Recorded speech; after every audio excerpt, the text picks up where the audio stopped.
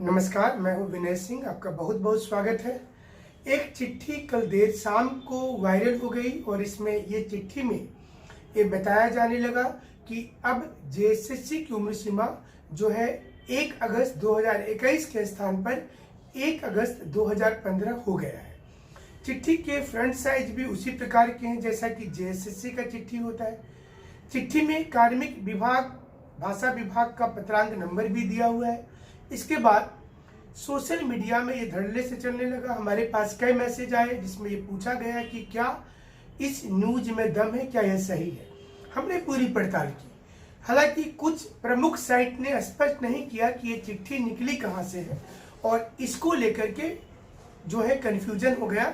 लोगों को लगने लगा कि जेएसएससी ने अपने अंदर सुधार कर लिया और सुधार करने के बाद उसने चिट्ठी में अपना पत्रांक नंबर देके 1 अगस्त 2015 कर दिया है। लेकिन वास्तविकता इससे अलग है। हम आपको पूरी खबर बताएंगे। इसके साथ बता दें कि जेएसएससी सीजीएल की पूरी तैयारी फ्री कर सकते हैं। अब आप 1 रुपया भी आपका खर्च नहीं होगा। हमारे चैनल पर ज्वाइन करके हमारा टेलीग्राम चैनल भी ज्वाइन कर सकते हैं विनय आईएएस अकेडमी का।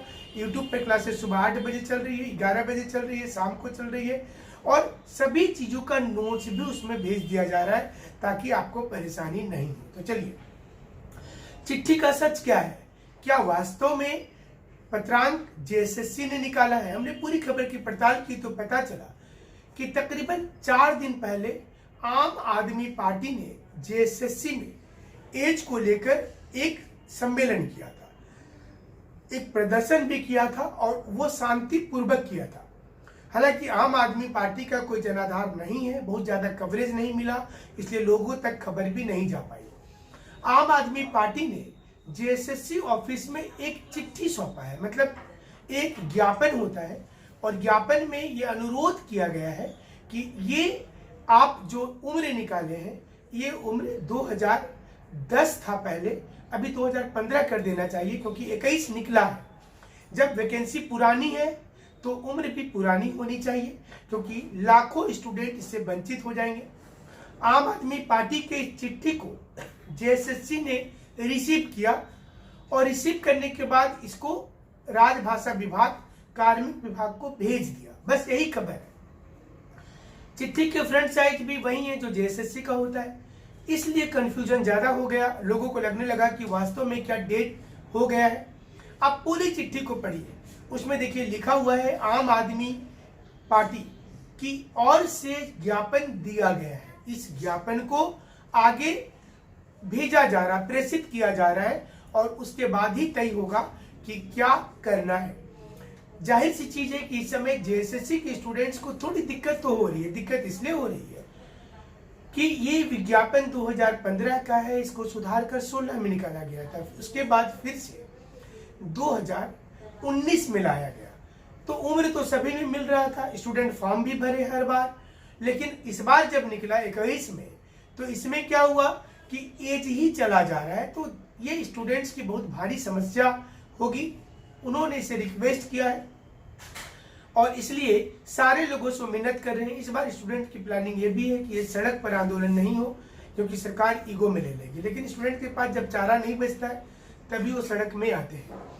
बेहतर ये होगा कि कांग्रेस के विधायकों से इस पर संपर्क किया जाए। जेएमएम की अपेक्षा कांग्रेस इस समय प्रेशर पॉलिटिक्स में सबसे आगे है। कांग्रेस के लोग मगही, भोजपुरी, अंगिका को लेकर सवाल उठाए थे, मैथिली को लेकर सवाल उठाए थे।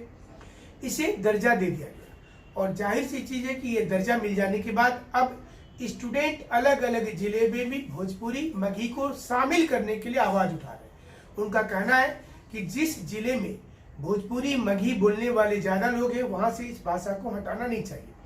हालांकि आज के समय में क्षेत्रीय भाषा को बहुत ज्यादा लोग नहीं पढ़ाई करते हैं। आप देखते होंगे कि इंग्लिश मीडियम का कल्चर है, शायद ही कोई भोजपुरी परिवार या मगही और अंगिका वाले लोग अपने बच्चे को उस भाषा में ज्ञान देते होंगे या उसकी लिपि पर लिखवाते होंगे या कोई एक लेख भी लिखना जानता होगा, क्योंकि सारे लोग बाहर चले जाते हैं पढ़ने के लिए और वहां से सिर्फ अंग्रेजी कल्चर सीख करके आते हैं, बाकी नहीं।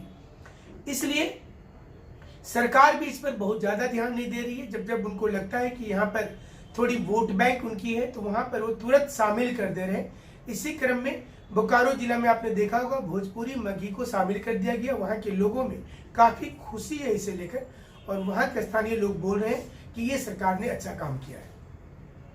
हालांकि कुछ आदिवासी संगठन इसका विरोध भी करना शुरू कर दिए कि ये सही नहीं हुआ है।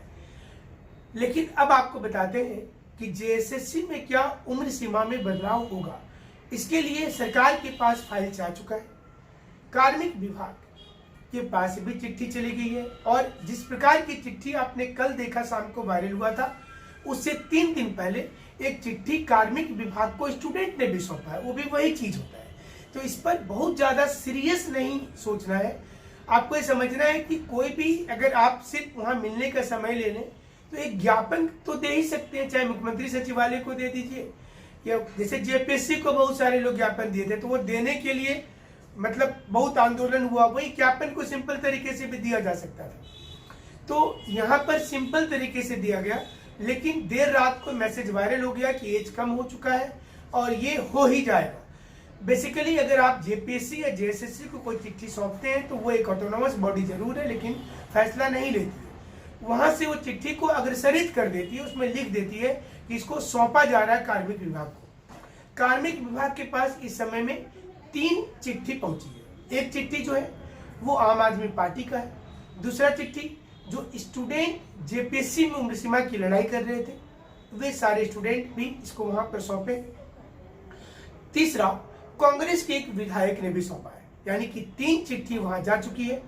अब मुख्यमंत्री को ही फैसला लेना है, क्योंकि इस समय युवाओं से जुड़ा हुआ सारी चीजों को मुख्यमंत्री स्वयं अपने देख रहे हैं। आपको एक बार फिर से हम बता दें कि मुख्यमंत्री स्वयं अपने देख रहे हैं। मुख्यमंत्री ये कोशिश कर रहे हैं कि उनके हाथ से ही सारा कुछ हो और जेपीएससी में भी जो विवाद का विषय था उसको भी मुख्यमंत्री डायरेक्ट हैंडल कर रहे हैं और इसी प्रकार से जेएसएससी की उम्र सीमा वाले चीजों पर या फिर इंटर मैट्रिक सर्टिफिकेट वाला मुद्दा पर भी जेपीएससी जेएसएससी में जितनी वैकेंसी आ रही है इसे लेकर मुख्यमंत्री डायरेक्ट कंट्रोल कर रहे हैं। तो ये अब मुख्यमंत्री को ही कन्विंस करने की जरूरत होगी। उनको कन्विंस करने के बिना ये संभव नहीं हो पाएगा कि आपको जेएसएससी में उम्र सीमा मिल जाएगी। कार्मिक विभाग से जब स्टूडेंट ने पता किया तो पता चला कि कार्मिक विभाग को एग्जाम लेने की पूरी तैयारी करने को कहा गया है। जेएसएससी को इसलिए निर्देश दिया गया है कि इस एग्जाम के लिए अब डेट सीमा आगे नहीं बढ़ाई जाएगी। समय पर फॉर्म भरवाइए, समय पर दिक्कत दूर कीजिए और इसके लिए अलग अलग पूरी प्रोसेस बता दी गई। इस बार कंफ्यूजन को दूर करने के लिए, कंट्रोवर्सी को दूर करने के लिए सरकार ने पूरी कोशिश किया है और ये कोशिश की जा रही है कि आगे भी ये चीज जारी रहेगी। मकर पर्व के बाद झारखंड में इस वैकेंसी की भरने की शुरुआत होगी और मकर पर्व तक मुख्यमंत्री तक ये मुद्दा चला गया है तो उनको डिसीजन भी लेना है। इस डिसीजन में बहुत ज्यादा प्रेशर की जरूरत नहीं है, मुख्यमंत्री को कन्विंस करने की जरूरत है। और हमें लगता है कि स्थानीय रूप से जो लोग जेएमएम से जुड़े हुए होंगे, जेएमएम के केंद्रीय अध्यक्ष से जुड़े हुए हैं, जेएमएम के विधायक से जुड़े हुए हैं, उनको कन्विंस करके इस मुद्दे का हल निकाला जा सकता है। और इस बार कोशिश यही होनी चाहिए कि शांतिपूर्ण तरीके से ही निकाला जाए, जिससे कि झारखंड मुक्ति मोर्चा को ईगो में नहीं लगे, क्योंकि आप सरकार के साथ लड़ाई करने के लिए नहीं आए। गवर्नमेंट का काम है अपना अनाउंसमेंट करना और विपक्ष का काम है उस पर क्रिटिसाइज करना और आंदोलन खड़ा करना। स्टूडेंट सिर्फ इसलिए लड़ते हैं कि उनको नौकरी चाहिए। अगर वैकेंसी आती है तो भर देते हैं और जब उसमें दिक्कत होती है तो सड़क पर आते हैं। इसलिए स्टूडेंट इस समय में तैयारी में लग गए हैं तमाम लोग और ये कोशिश कर रहे हैं कि उनकी नौकरी इस बार जरूर से लग जाए। अभी भी 3000 और नई वैकेंसी आने वाली है। अभी तक सरकार ने तकरीबन अगर जेएसएससी सीजीएल को ले लिया जाए और वैज्ञानिक सहायक और उसके बाद एक और वैकेंसी आई थी तो लगभग 1400 सीट निकाल चुकी है सरकार। देखना पड़ेगा कि इस बार सरकार को कितना बेहतर फायदा मिलता है। चलिए हमारे साथ आप जुड़े रहिएगा। जो काम वाली खबर होगी, सच्ची खबर होगी, उसका विश्लेषण करेंगे। व्हाट्सएप में जो लोग मैसेज करते हैं उनको हम जरूर से रिप्लाई हमारी टीम दे देती है। फोन करने पर सारे लोगों से बात नहीं हो पाता है, जितनी हमें जानकारी होता है हम बता ही देते हैं।